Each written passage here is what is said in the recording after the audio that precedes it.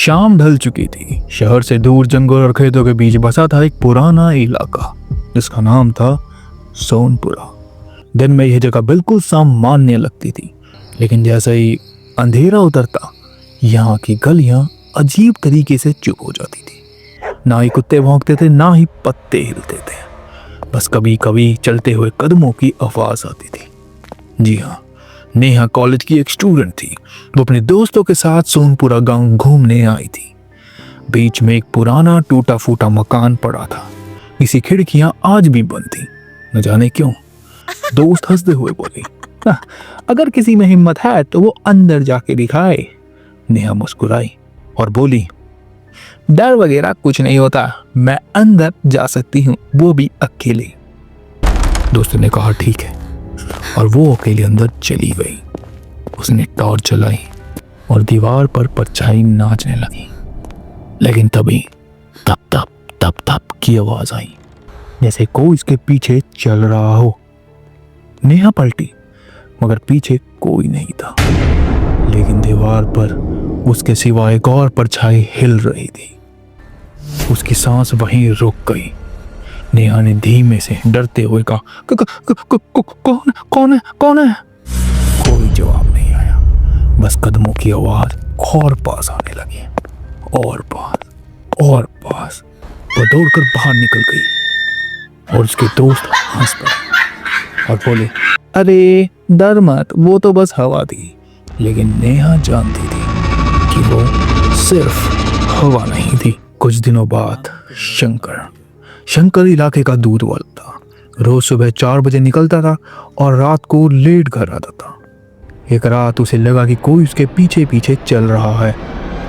उसने जैसे ही कदम तेज किए, उसके पीछे की आवाज भी तेज हो गई। वो रुक गया, आवाज भी रुक गई। पीछे मुड़ा, लेकिन कोई नहीं था।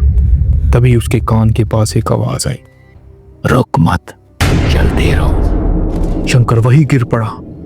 अगले दिन गांव वालों ने देखा कि शंकर बोल नहीं पा रहा था, बस एक ही बात बुदबुदाता रहता, कदम कदम कदम कदम, वो अरे अरे अरे अरे कदम आ रहे, कदम आ रहे, कदम आ रहे हैं। गांव वाले उसकी बात सुनकर डरते।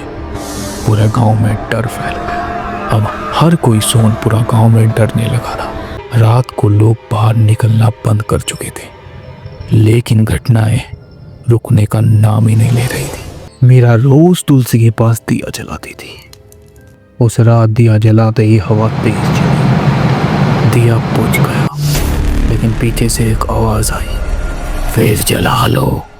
मीरा कांप गई, पीछे मुड़ी तो आंगन के कोने में एक औरत खड़ी थी। इसका चेहरा साफ नहीं था, लेकिन पैर जमीन को छू ही नहीं रहे थे।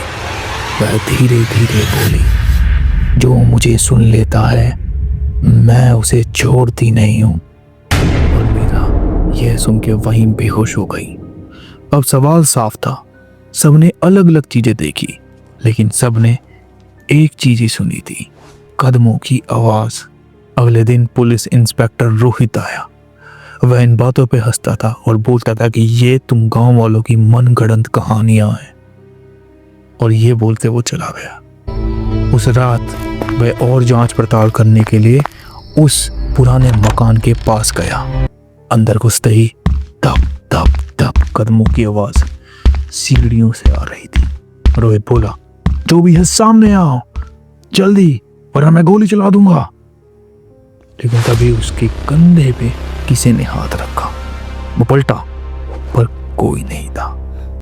लेकिन उसके कान में एक आवाज गूंजी, नीचे जाओ, वहीं सच छुपा है। ये बात सुनकर पहले तो वो डर गया, क्योंकि उसके अलावा वहां कोई नहीं था। मगर उसने हिम्मत कर नीचे जाने की कोशिश की। नीचे एक बंद तहखाना था। दीवारों पर खरोचों के निशान थे और बीच में एक पुराना कंकाल पड़ा था, और दीवारों पर लिखा था कि मैं चलती रही, कोई सुनने वाला नहीं था।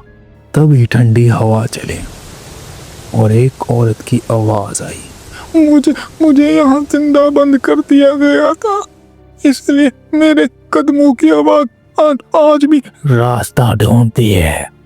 अचानक से पूरा मकान हिलने लगा और हर तरफ से कदमों की आवाज आने लगी। रोहित बाहर भागा। अगले दिन मकान सील कर दिया गया, पूजा करवाई गई और कुछ दिन शांत भी रहा। लेकिन एक रात नेहा अपने कमरे में पड़ रही थी। अचानक खिड़की खुली, ठंडी हवा आई और फिर वही धप धप कदमों की आवाज। वो आवाज।